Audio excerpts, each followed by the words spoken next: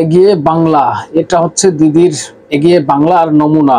একদিকে চাকরি হারারা রাস্তায় ধর্ণা দিচ্ছে, কান্নাকাটি করছে, ভিখারির মতন রাস্তায় ঘুরে বেড়াচ্ছে। দর্শক, এই কথাটা বলতে আমার খারাপ লাগছে, ভিখারি, কিন্তু তাদেরকে তো ভিখারি করে দিয়েছে মুখ্যমন্ত্রী মমতা ব্যানার্জি। এটা তাই আমি বললাম যে ভিখারির মতন কান্নাকাটি করছে মমতা ব্যানার্জির কাছে, আমাদের চাকরিটা ফিরিয়ে দিন। আরেকদিকে মুখ্যমন্ত্রীর নির্দেশে লুঙ্গি বাহিনী নেমে পড়েছে। কোথায় নেমেছে? জঙ্গিপুরে। জঙ্গিপুরে পুলিশের গাড়িতে হামলা, আগুন লাগানো হয়েছে, ইট ছোড়া হয়েছে, পাথর ছোড়া হয়েছে, এগুলো করা হয়েছে। প্রিয় দর্শক, আমি নয়ন রয়, আপনারা দেখছেন হাবরাইট। দর্শক, পাঁচাটার কোনো সুযোগ নেই, পাঁচ আট তাস নেই। অথেন্টিক, পিওর, বাস্তব, রিয়েল কথাটা বলতেছি। যেটা সত্য সেটাকে স্বীকার করতে হবে, অন্যায়ের বিরুদ্ধে প্রতিবাদ করতে হবে। অন্যায়ের বিরুদ্ধে আমাদের প্রতিবাদ চলছে, চলবে। তবে দর্শক, আপনাদের বলে রাখি, চ্যানেলটাকে সাবস্ক্রাইব করে রাখুন এবং ভিডিওতে একটা লাইক দিন, আপনার গুরুত্বপূর্ণ মতামত জানান কমেন্টস করে। এবং এটা করলে কি হবে, এই গুরুত্বপূর্ণ প্রতিবেদন আরো 5 জন 10 জনের কাছে পৌঁছে যাবে। কারণ বাংলায় প্রতিবাদটা দরকার, প্রতিবাদ আমাদের করতে হবে। দর্শক, এবার পয়েন্টে আসি।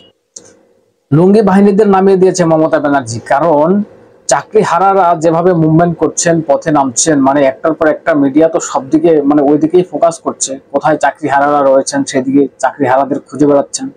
এবং বিভিন্ন মিডিয়া সব জায়গায় দেখবেন চাকরি চাকরি চাকরি, এত 26,000 চাকরি চলে গেল। মানে সরকারের একটা বদনাম, এটা তো ঠিক। এই ঘটনাটা ঘটেছে মুখ্যমন্ত্রীর কারণে ঘটেছে। যারা চাকরি হারিয়েছে, মুখ্যমন্ত্রীর কারণে চাকরি তারা হারিয়েছে। এবং এই ঘটনাটা চাপা দেওয়ার জন্য বা মানুষকে ভুল বুঝানোর জন্য লুঙ্গি বাহিনীদের নামিয়ে দিয়েছে, যে তোমরা আগুন লাগাও, রাজ্যে তোমরা আগুন লাগাও, ভাঙচুর করো, জ্বালিয়ে দাও, তাহলে মিডিয়া ওইদিকে ফোকাস করবে আর চাকরি হারা নিয়ে কোনো কথা উঠবে না, মিডিয়াতে আলোচনা কম হবে, বাবা একটু বাঁচা যাবে। এবং বিজেপির বিরুদ্ধে এদেরকে খেপিয়ে তোলা যাবে। মুসলিম বাহিনী, লুঙ্গি বাহিনী আগুন লাগিয়ে দিয়েছে। ভাবুন, জঙ্গিপুরে এই ঘটনা ঘটেছে। কারণ কি দর্শক? কারণ হচ্ছে ওয়াকফ বিল। ওয়াকফ বিল নিয়ে আপনারা জানেন, পার্লামেন্টে একটা বিল পাস হয়েছে, যেগুলো ওয়াকফ সম্পত্তি, অর্থাৎ মুসলিমদের যেগুলো সম্পত্তি রয়েছে, যেগুলো সরকারের আন্ডারে রয়েছে, সেই সম্পদ গুলো যাতে ঠিক মতন ব্যবহার করা হয়, সেই কাজটা বিজেপি সরকার করছে এবং মুসলিমদের উন্নয়নের জন্য করছেন। যারা এই মূর্খ মুসলিম আছে, এই যে যারা লুঙ্গি বাহিনী দেখছেন, এরা কি ওই বিলটা পড়েছেন?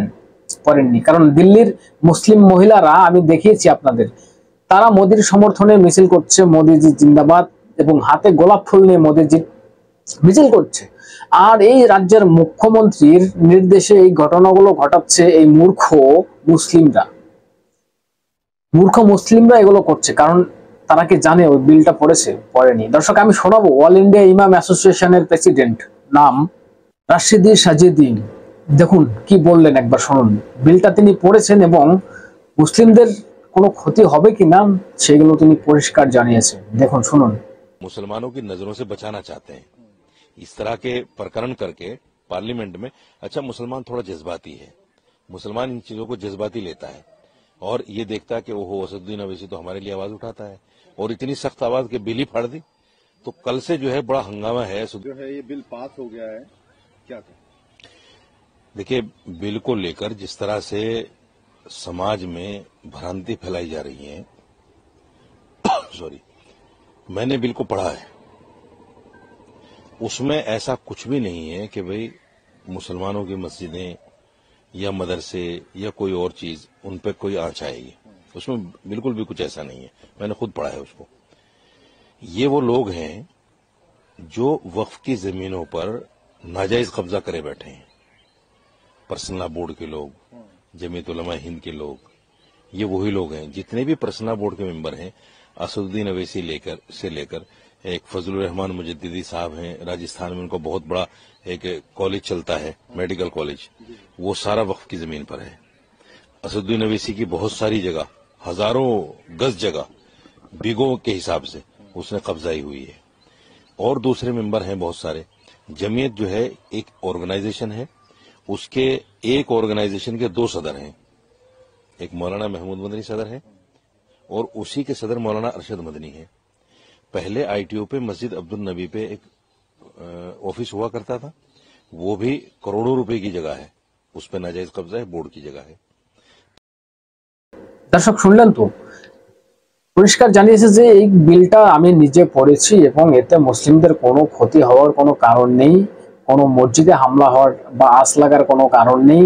কোনো সম্পত্তি স্কুল কলেজে মাদ্রাসায় যেগুলো মানে সরকারি সম্পত্তি, আরো যেটা বললেন যে ওয়াকফ সম্পত্তি, অর্থাৎ এই সম্পত্তিগুলো সরকার মানে বিজেপি চেয়েছে উদ্ধার করে কাজে লাগানোর জন্য, যাতে মুসলিমদের কাজে লাগানো যায়, আর সেই সম্পত্তিগুলো অন্য লোক ব্যবহার করছে। তারাই আবার আজকে বড় বড় কথা বলছে। ইমামের কথা শুনলেন তো,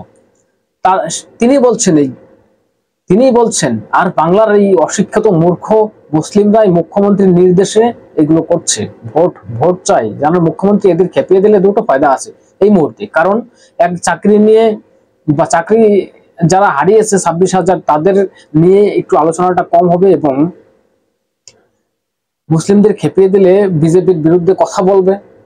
ফায়দাটা দুই দিক দিয়ে নেওয়ার চেষ্টা করছে মুখ্যমন্ত্রী। এটা যেটা করছেন, সরকারি সম্পত্তি নষ্ট করছেন, আপনি এগুলো ঠিক করছেন। বাংলার মানুষ এর জবাব দেবে, বাংলার মানুষের জবাব দেবে। আর এই মূর্খমন্ত্রী আর এই লুঙ্গি বাহিনী আপনারা শুধরে যান। সময় বেশি দিন বাকি নেই। অতি বাড়তে যেও না। সবই হচ্ছে মুখ্যমন্ত্রীর নির্দেশে, কারণ ফোকাসটা তো চাকরি হারাদের দিকে ক্যামেরাম্যানরা যারা মিডিয়া আছে তারা ফোকাস করছে, এবং সেই নজরটা ঘোরানোর জন্য মানে রাজ্যে আগুন লাগানো মুখ্যমন্ত্রীর নির্দেশে হচ্ছে। এগুলো বলার কোনো অপেক্ষা রাখে না। দর্শক কি বলবেন? আপনাদের গুরুত্বপূর্ণ মতামত জানাবেন কমেন্টস করে, এবং নজর রাখবেন হাবড়া টিভিতে। চ্যানেলটাকে সাবস্ক্রাইব করে পাশে থাকবেন, সঙ্গে থাকবেন। দেখা হচ্ছে নেক্সট কোনো ভিডিওতে। ততক্ষণ সুস্থ থাকুন, ভালো থাকুন।